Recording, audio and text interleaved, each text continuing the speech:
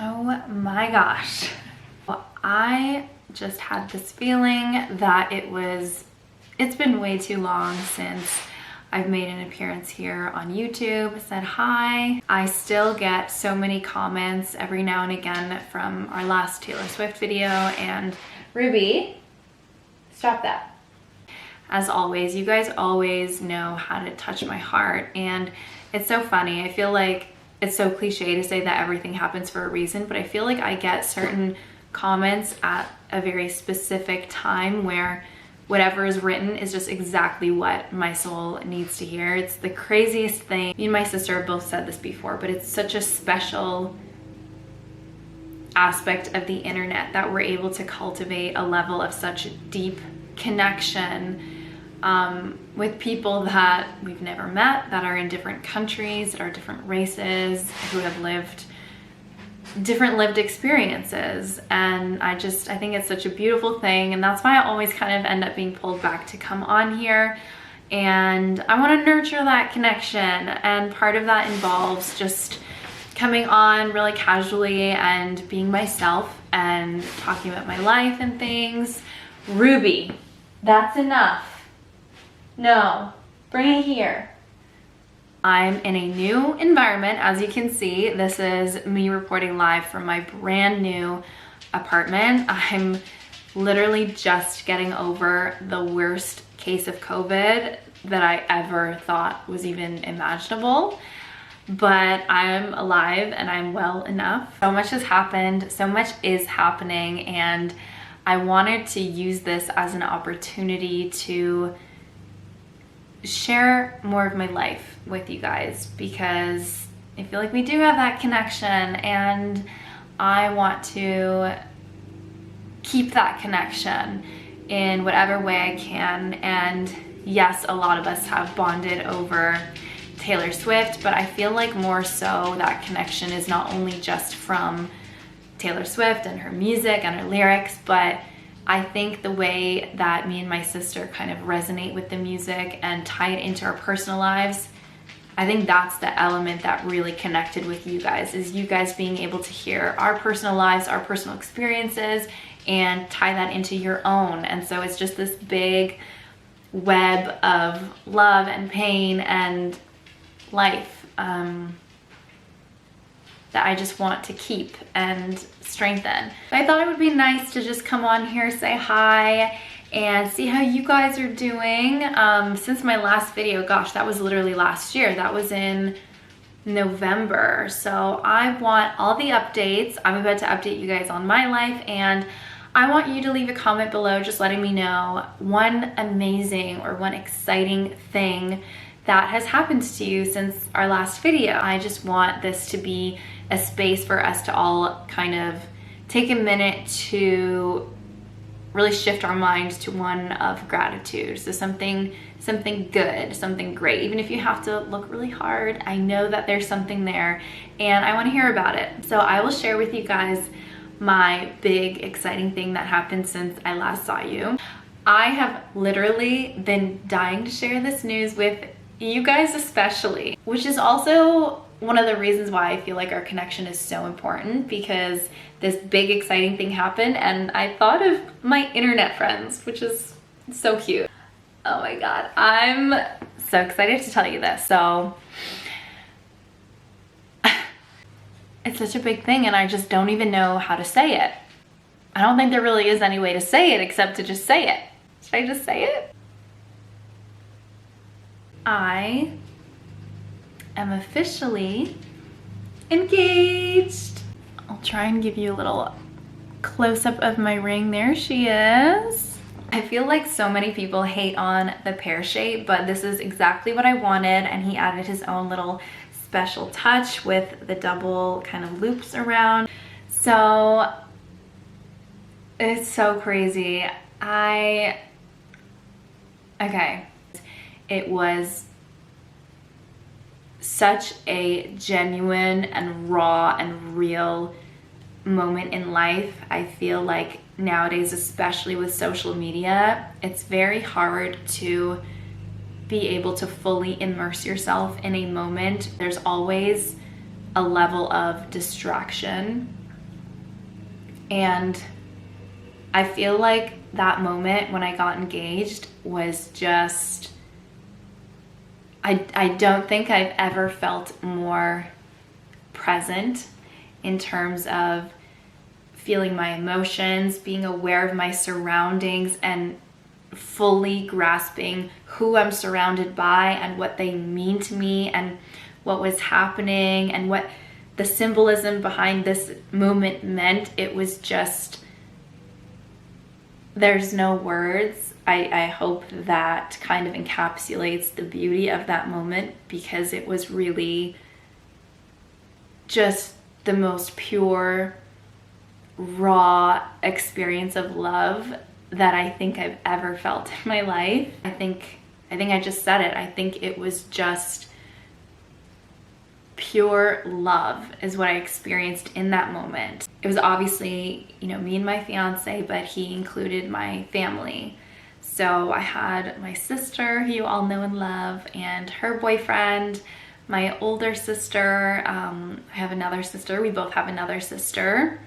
And my mom and my dad. I don't want to really get into a whole story time, but I just kind of want to scratch the surface a little bit, but just try and paint a picture as to how and why it was so beautiful and so special and so memorable. The one thing I always said to Dan was, I'm not in a rush. There's no pressure. I'm enjoying our journey, and we've had quite the journey, I will say. So get this, we actually met in 2011 when I was just graduated high school and going away to university.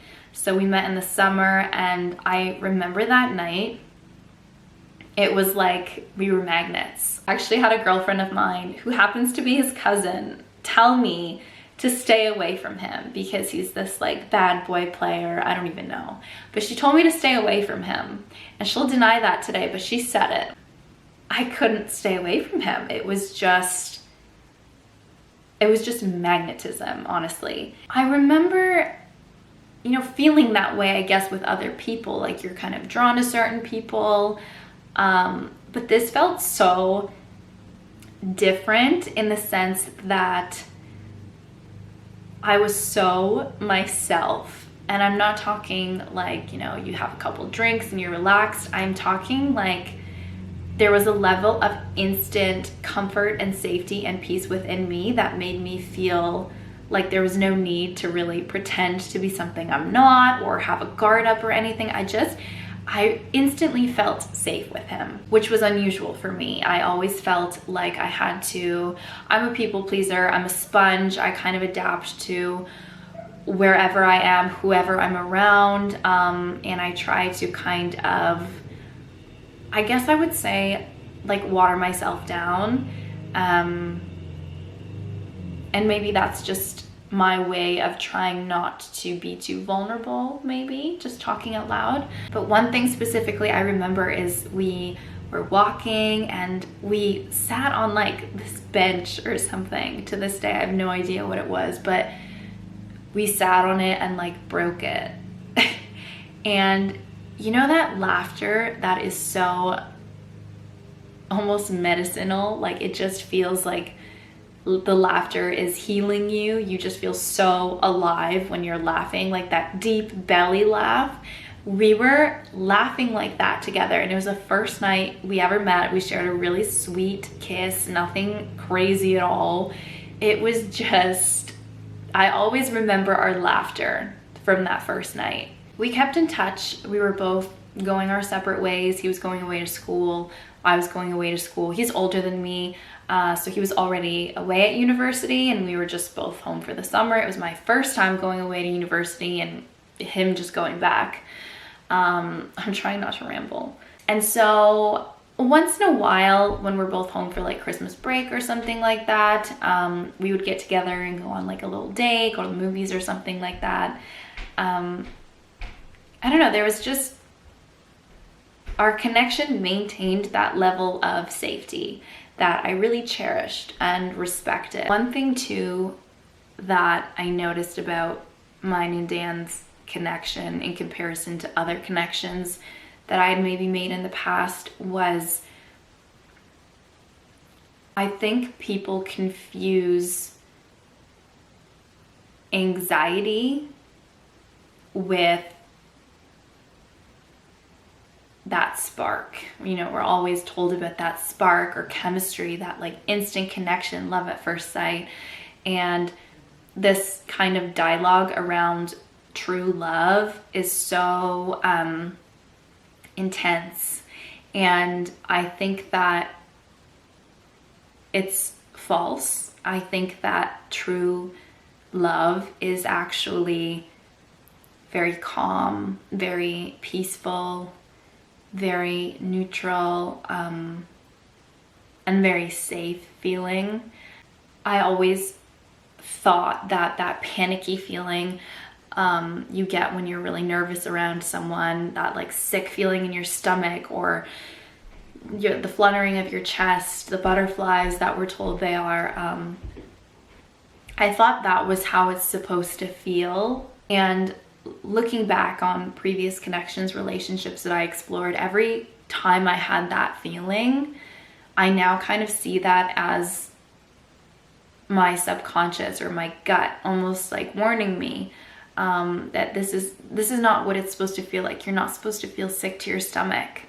You're supposed to feel at ease, like still waters, you know? And Dan was the one person I ever felt that with.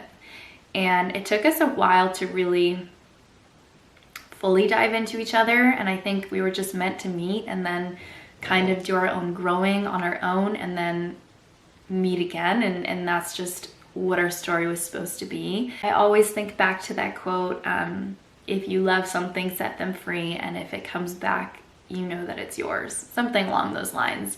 But I do think that it's almost like we were meant to cross paths, and he was supposed to show me that safe kind of calm. And then, you know, I had to go out into the world and kind of explore and experience things and grow and be challenged. And it was maybe just not the right timing when we first met, but there was always something there that pulled us back to each other. It was the strangest thing.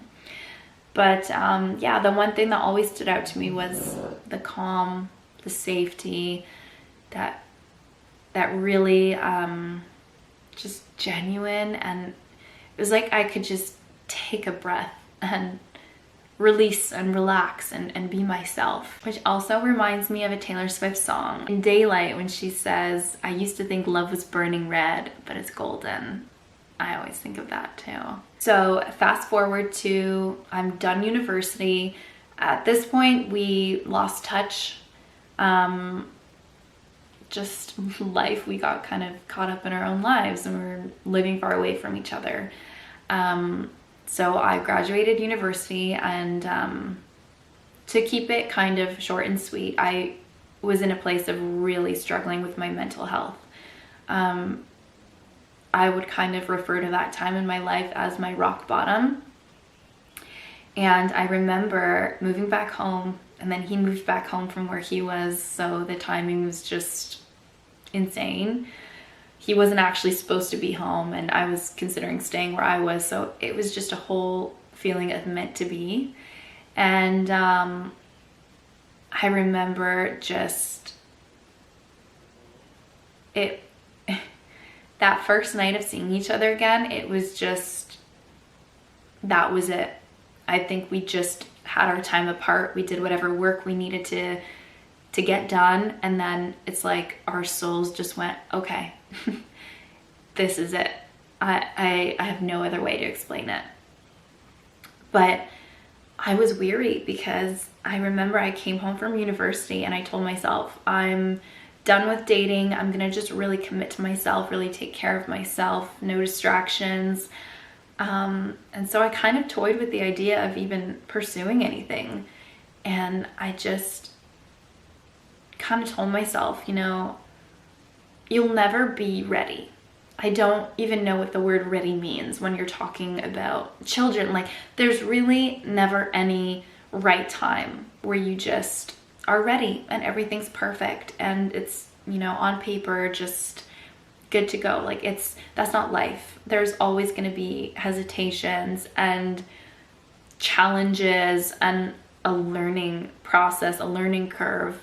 And I think we really hinder ourselves by kind of expecting this feeling of readiness before taking the leap to do something that's risky. And things like love and having children, traveling, like all these things are a risk. But on the other side of that risk is your ability to challenge yourself and grow and create a new normal. So anyways, there was a part of me that said, you know, you can't love anyone until you love yourself. And that is very true. But it was one of the reasons that I was thinking I shouldn't continue this, because I kind of felt like I was this broken, damaged thing that needed fixing before giving love and being able to receive love in return. And I'm so glad that I pushed through that. I knew that I would regret it for the rest of my life if I didn't give it a shot. So I definitely pushed myself out of my comfort zone, and yeah, that's kind of the gist that you would need to know about the start of our relationship. Is I was not in a good place, and I credit a lot, if not all, of my healing and progress and transformation to him. And that's not to say that you can meet someone and they're gonna fix you. That's to say that there are people out there that will love you and hold your hand through that process. I had to do that work. I had to look in the mirror a lot and take accountability and work on my thought process and behaviors and go back through my childhood trauma, because those things impact a relationship. And he was kind of my motivation to do that, because I wanted it to work so badly, because I could see how much he loved me and had faith in me and believed in me. And so it was honestly quite a grueling start to our relationship for the first few years, because a lot of our initial dating experience, we went through some really heavy stuff together. But ultimately, it made us stronger, and ultimately it's the foundation for my knowing that this is my person through thick and thin, through sickness and health. I feel safe committing my life to him, and knowing that this is the person that's going to be there for me, with me when things get really hard, because that's life. You know, we ebb and flow, and there's certain realities. We know what's coming, you know, death and loss. That's always been like one of my biggest fears, but I feel safe knowing that the partner I've chosen is the partner that I want to be my shoulder during those times, and vice versa. Yeah, we've had quite the journey. We've been together, this July it'll be 6 years. I had so many people being like, when is he gonna put a ring on it? Like, let's go. There's a lot of people that in relationships kind of give those timelines, and I'm not one of those people. And also, like I said, it was kind of a journey. We're kind of going through a lot of things. And so I never was in a rush to take this step. So I always said to Dan, I'm not in a rush. But my one thing that I would really, really love is for my dad to be able to be there. My dad is in his 70s, but he's not in the greatest health. He's had quite a life journey as well, and that's part of he's a very significant character in my story. And he's not doing the greatest. And there's always kind of that lingering fear of, you know, is he gonna be at my wedding? Is he gonna be able to walk me down the aisle? Is he gonna meet my children? All these things. And so I always just let him know that it would be really special for me to have him be a part of these milestones. He did that, and he did it on Christmas Eve, which Christmas, because of its, you know, heavy emphasis on family, I have a history of just not great Christmases, a lot of stress, anxiety every single Christmas. As much as I love the holiday season, it's not really a merry, jolly time for everyone. It brings up a lot of memories and not always good ones. So Christmas is honestly a time that I love so much, but I truly, it's one of my biggest triggers. So every Christmas is just always this sadness and anxiety. And yeah, after the fact, he kind of told me, you know, I know that Christmas, this day is always a painful one for you in a sense, and I hope that this is kind of a new memory to kind of pave the future for how you feel about this day, which is really special. I had my whole family there, everyone. Nobody knew this was coming, like not even my sister. He kind of toyed with the idea of telling my sister, but he didn't end up doing it. Literally nobody knew, not even his own family. So it was just, that's kind of what I was alluding to of everyone was just in the moment, immersed in the moment. No photos, no recording, no nothing. It was just real, like life in motion in the most beautiful way. My dad was behind him, and then I had my whole family, everyone I love the most was there, and my dad got to be there, and it was on Christmas. And I'll never ever be able to put it into words, and I'll never not be emotional thinking about it. Yeah. So I'm really happy. I'm emotional all the time.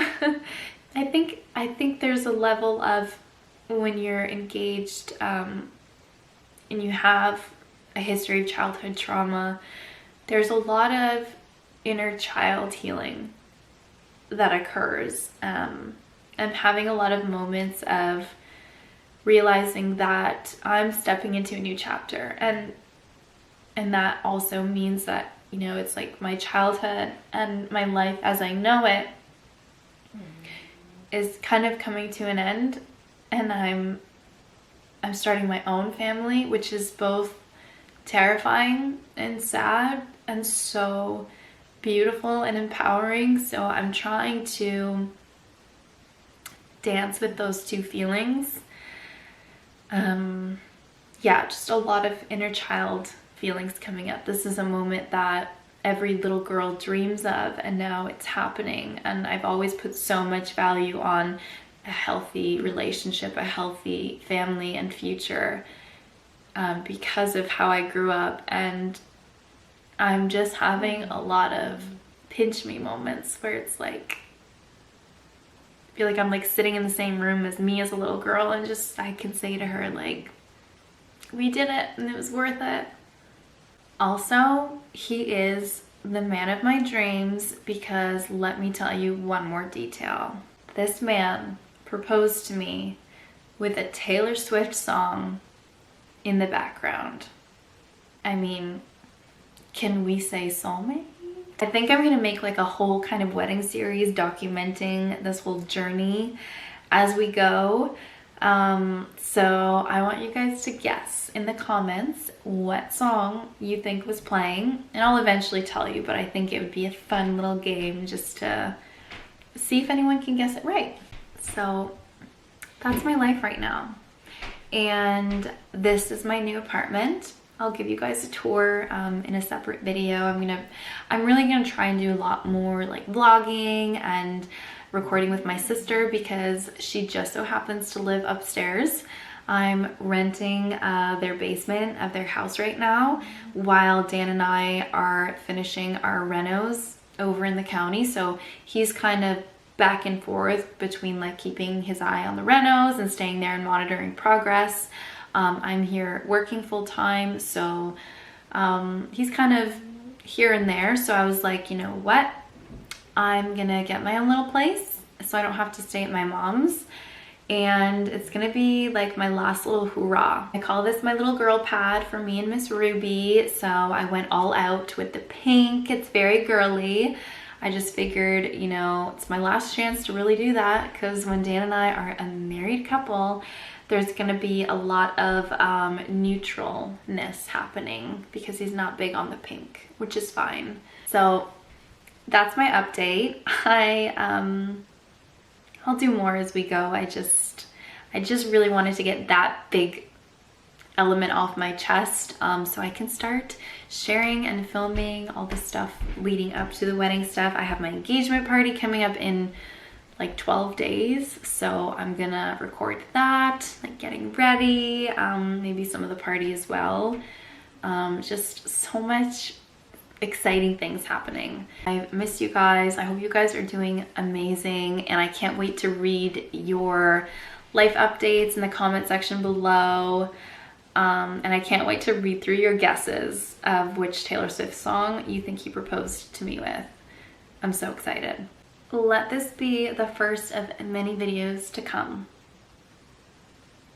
I want to promise that, but I also suck at being consistent. I will try. Well, thank you guys so much for watching my little update video. I can't wait to hear some of your updates as well.